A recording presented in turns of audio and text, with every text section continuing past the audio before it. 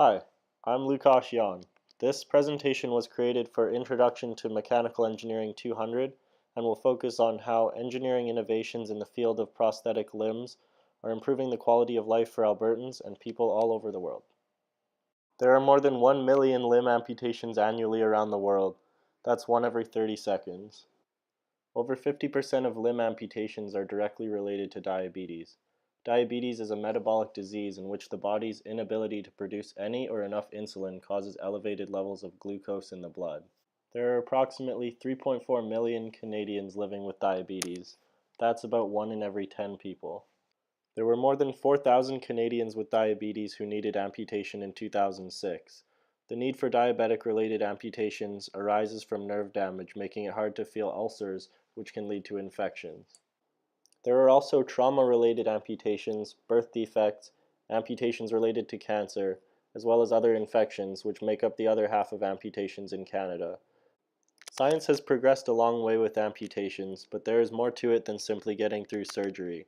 Some individuals will receive a temporary prosthetic directly following surgery, whereas some wait up to 3 weeks to get a temporary one. It depends on how quickly an amputee's residual limb fully heals.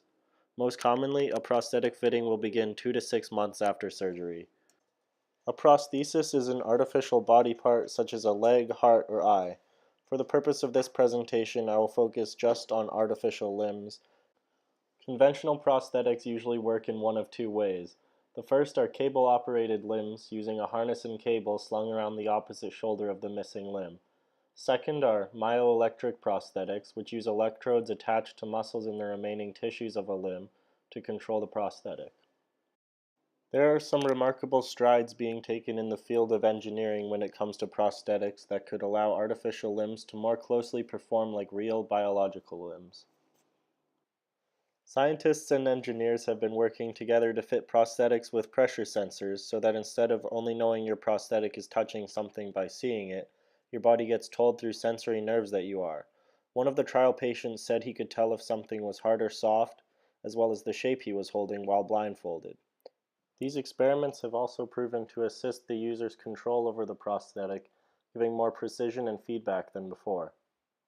Mechanical engineers in health fields play major roles in changing the way a prosthetic can work for users, from initial design to modifications, as well as innovating better technologies. There are even prosthetics people control with their thoughts. Typical prosthetic legs have a switch on them to convert between sitting and standing.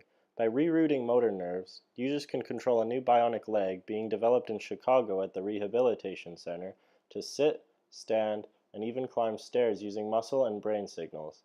The mechanics and changes in position in the leg make great strides towards better quality of life for the user, as well as ease and convenience for daily tasks.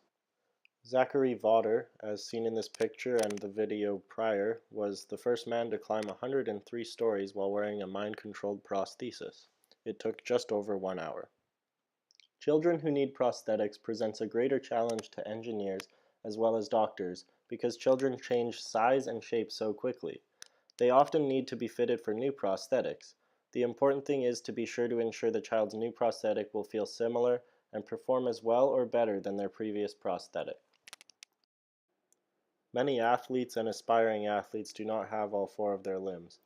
Thankfully, there are people working to ensure no disability can't be overcome. In the last decade, innovations in prosthetics have resulted in more reliable, better performing sports prosthetics. These advances are closing the gap between abled and disabled athletes. Advanced sports prosthetics are allowing the world's top athletes to compete in and excel in the sports they love. Prosthetics have truly come a long way from wooden arms to robotic hands.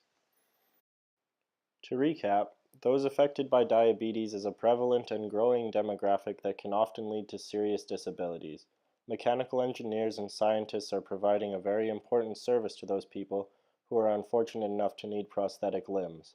The innovations and steps being taken to advance prosthetics towards performing like biological limbs is groundbreaking and can clearly change the quality of life for people in Alberta and all over the globe.